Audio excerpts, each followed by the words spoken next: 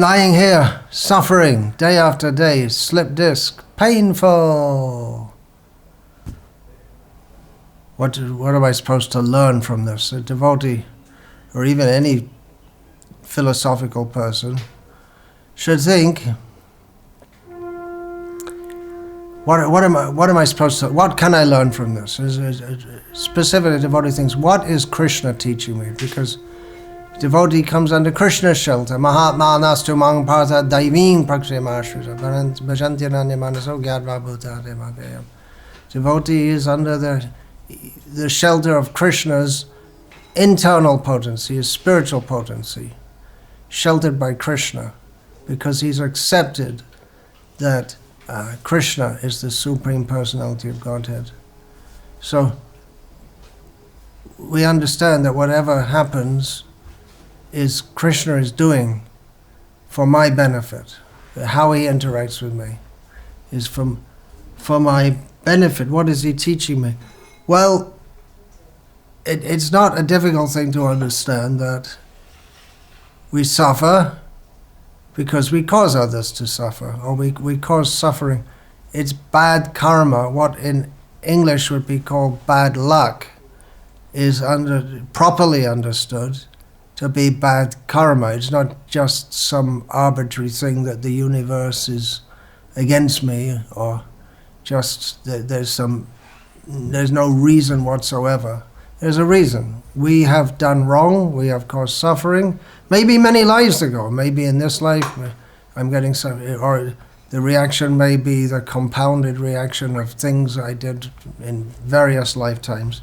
But anyway, the general point is that we are suffering because we've done something wrong, and punishment from God, but it is meant to be a didactic punishment, meant to teach us.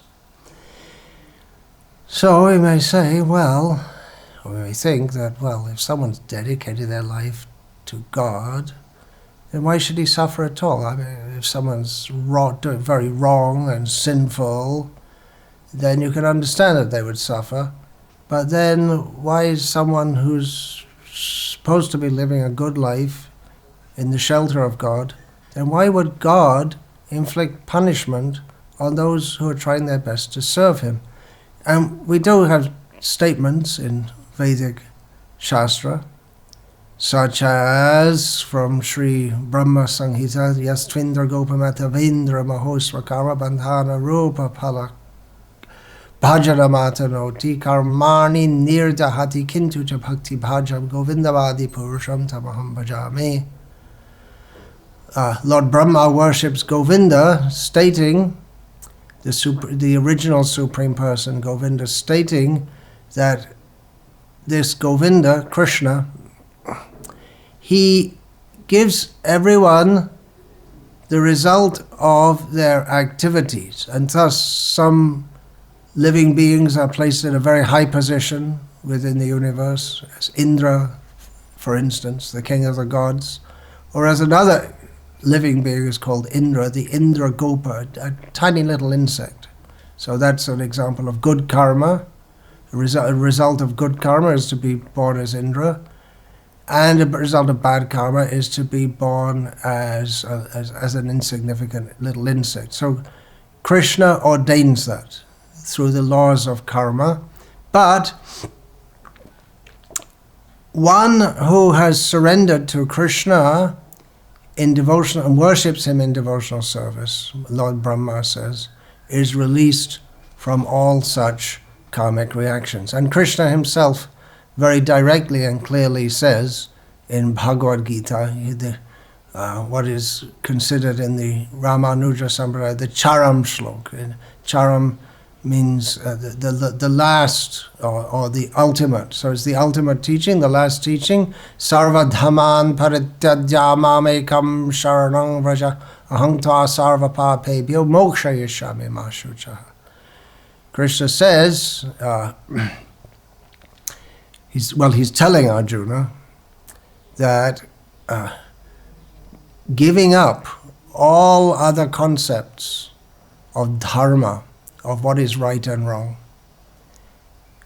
remember that karma, good karma, bad karma, leads to good actions, lead to good results, and bad karma leads to bad results. But Krishna says, giving up all such ideas of how I can be happy in this world by acting well, certainly give up sinful life, but even the idea of let me enjoy in this world by doing good activities and I'll get good results. So giving up all such ideas, savadhaman parityaja, just take shelter in me only, Krishna says.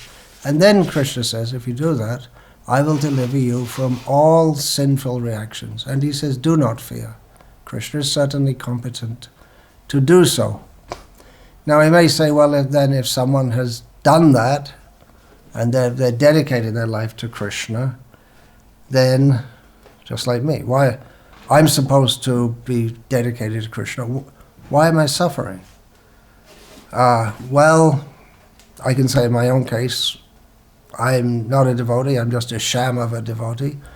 But then there are others who are genuine devotees who are apparently suffering from physical difficulties, financial difficulties, legal difficulties. There are so many kinds of difficulties in this world. One consideration is that if Krishna was to immediately remove all the results of all karmic reactions from someone who surrendered to him, then the body in which the devotee is presently situated would die. So as soon as anyone comes to Krishna consciousness, they die, because the body is a vessel of it's a vessel that is Ishvara sarva bhutanam hrideshe juna tishtati brahmayan sarva bhutani yantrarudhani mayaya. It's a certain vessel that we get ordained by Krishna for fulfilling our karmic reactions and making new karma. So when one stops doing that, then he's delivered from sinful reactions. But if one is immediately delivered from what's called technically prarabdha karma, or that one's presently ongoing karmas, then the body would drop dead, and there'd be no one else to tell you to tell others to practice Krishna consciousness, and then no one would ever take to Krishna consciousness, and no one would ever get liberated. So it's required that some people stay in the world to preach Krishna consciousness. So a devotee may have as long as the body continues, there will be at least some semblance of enjoying the results of previously done good actions and suffering the results of previously committed sinful acts. But a devotee, when he gets having surrendered to Krishna, when a devotee gets in a situation where things are going well, he doesn't get bewildered by that. Na prashriyat priyam prapya nodvijet cha prapya cha priyam. Thank you. A devotee doesn't become bewildered, thinking, "Oh, great! Now it's wonderful. Everything's going great." He doesn't get elated.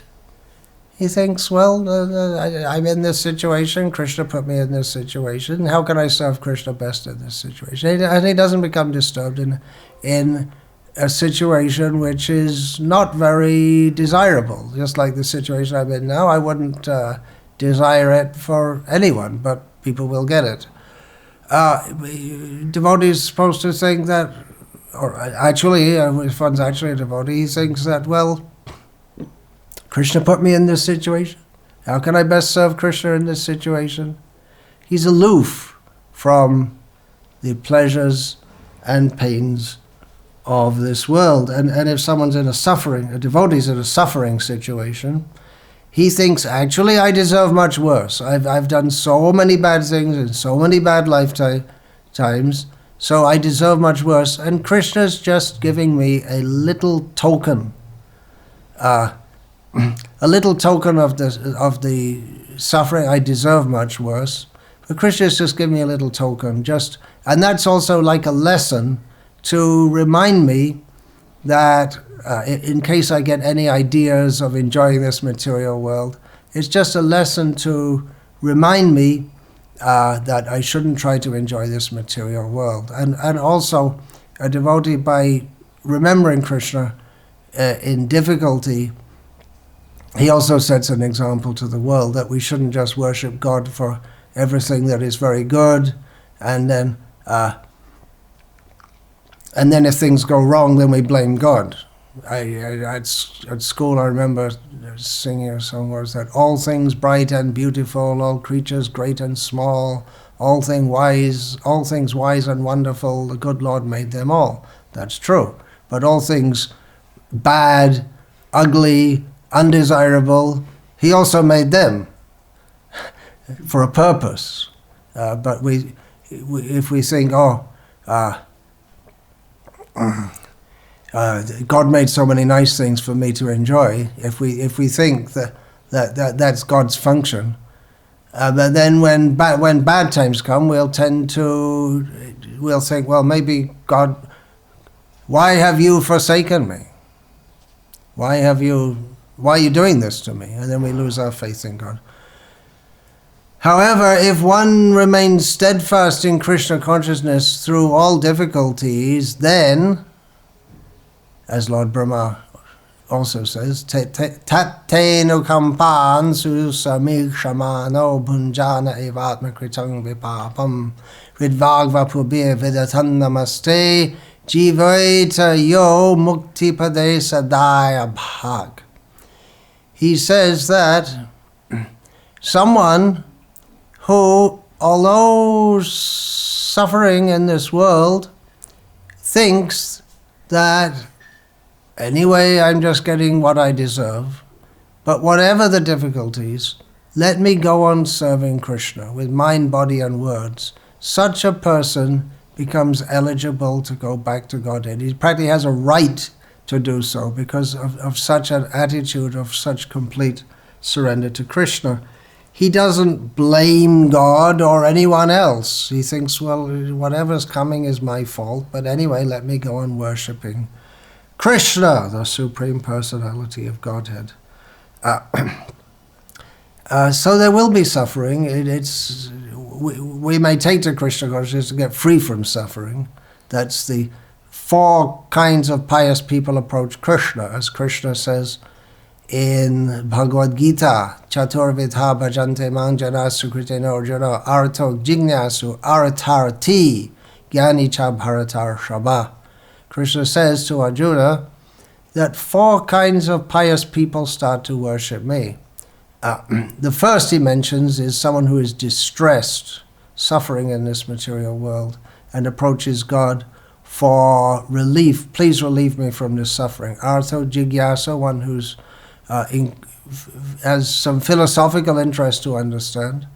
Then there's someone who desires money, and the artha and the aratarati, the two are often intertwined, the 2 kinds of attitudes. And one who at the outset thinks, well, there is God and I should worship Him. So the Jnani, this last mentioned one, is the best, and maybe the most common is someone who is distressed. So it's natural for a pious person to approach God in distress and please help me to relieve me from my suffering. But when one comes to a level of actual devotion, then he's ready to accept even suffering. And for such a devotee, because his pleasure is, yes, twatmarati syad. He's becomes happy knowing that I am an eternal spiritual being, I'm an eternal servant of Krishna. And that's his, he becomes atmatripta, becomes fully satisfied within himself. And he knows he's not the body, So even though the bodily pain, he feels it, but he doesn't identify himself with it. It's not some mental adjustment as much as a level of spiritual realization. So a devotee, he takes that there's some suffering. I'm going through some suffering now. There are much worse things than having a slip disc. There's much worse slip discs than the one I have. But a devotee should think, this is Krishna's mercy on me, to teach me detachment. Krishna's so kind. He knows that if I'm fit and healthy, then I'll become more bodily conscious. So he's giving me a good reminder. And a good reminder that this body's getting old. I better get serious about Krishna consciousness, and so that I can not get reborn again and go to Krishna in this very lifetime. So what others see as bad karma, which is proper philosophical understanding, or others may see as bad luck, a devotee sees as good luck. Oh, Krishna is so kind.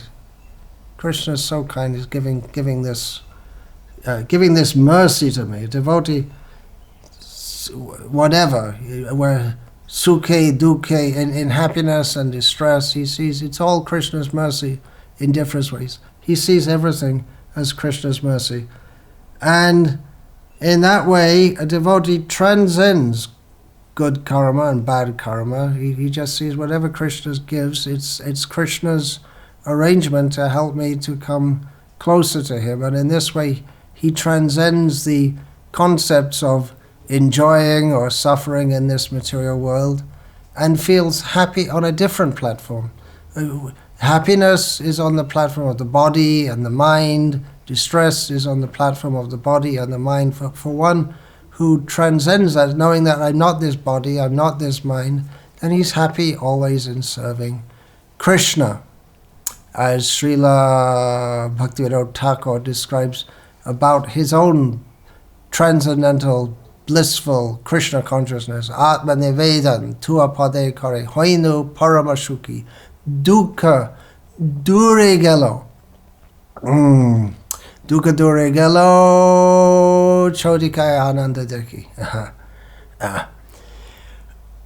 He says that since, praying to Krishna, that since I have surrendered myself completely to you at your lotus feet, I've become happy on the highest level. Dukkha, all my distresses are going. Chintana rahilo, no more anxieties. And everywhere I look, I see in all directions simply happiness. So what's better? To have fit, strong body, be praised by others, be popular, have plenty of money, and not be Krishna conscious, or be in terrible difficulties and call out to Krishna. Well, a devotee would say, Kita, again Bhakti Thakur, Kita janma hao jata tuadas, pahimokha brahma janme nahi mora ash. He says, I would rather be born as an insignificant insect if somehow in that situation I can remember you and serve you. He's praying to Krishna. But birth as a Brahma who's inimical to Krishna, which actually doesn't happen, but it's because one has to be very pious to be a Brahma, the head of the universe. But if I have that topmost opulent position in the whole universe, but I'm inimical to you, I don't want such a position. Bhakti Thakur teaches us in this way. And therefore we also learn Joto deko Vaishnava Bebohara Duk Nischay Jane Hotaha Parananda Shuk. If we see a Vaishnav and we see it looks like he's suffering and unhappy, but no, one should know that for sure, one should know for sure, there's no question of Vaishnava being unhappy in any situation. He's always in the highest platform of bliss. Now, that's superb, we may think, but I'm not on that level. What do? I am suffering in so many ways. It's hard to come to that level. But that's the whole point, that we should hear about such things and try to mold our consciousness like that, because we are going to go through some. And like I say, this physical suffering, it's not nearly as bad as the suffering of being rejected by emotional suffering, rejected by others, humiliated. It can be very, very hard to take that. Even physical suffering is very, very hard to take. But trauma of the trauma of seeing pain, of having the physical. If someone inflicts pain on us, it physically hurts. But the pain of the trying to adjust to the fact that why would someone do that to me? So if we can become detached from all that and rise to the platform of Krishna consciousness, at least by discussing this we can understand it philosophically, and then we can start to at least make a beginning of implementing it in our lives, understanding that what seems to be bad karma or bad luck in a devotee's life, he should know. Actually, it's true for everyone, but especially a devotee, bad karma means good luck. Bad luck means good luck. Everything's good for a devotee. Another consideration can be mentioned here is that in the case of those who accept disciples, they also have to take some karmic reactions for their disciples' wrong activities, particularly if they disobey the orders of the spiritual master after taking initiation. At one point, Srila Prabhupada, the very powerful guru, but he himself, of course, Krishna can absolve him from Krishna. There's no question of Srila Prabhupada suffering sinful reactions, but he's beyond any such thing. He's a very powerful transcendentalist. But at one time he was what we properly call enacting the pastime of sickness, once appearing to be very, very sick. And he said that this was caused because his leading disciples were not following the regulated principles. So that gave a great shock to his disciples, that they should obey what he says. And the pain that, I'm causing pain to Srila Prabhupada, that should shock them into doing as he desires, with the faith that what he desires for me is beneficial for me. That's why we accept a guru. So, Hare Krishna, chant Hare Krishna and be happy. That's really it. We can get into various explanations of the intricacies of how that is.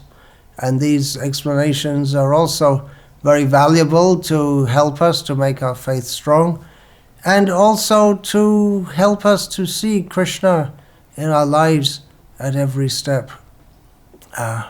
So along with chanting Hare Krishna, we also learn from the teachings of Srimad Bhagavatam and the Acharyas what it means to be happy in Krishna consciousness. The happiness of Krishna consciousness is completely distinct from any mundane happiness. It's on a different platform. The platform is one of submission, surrender to Krishna, with full faith that Krishna is my protector, Krishna is my maintainer, Krishna, whatever he does is best for me. Hare Krishna.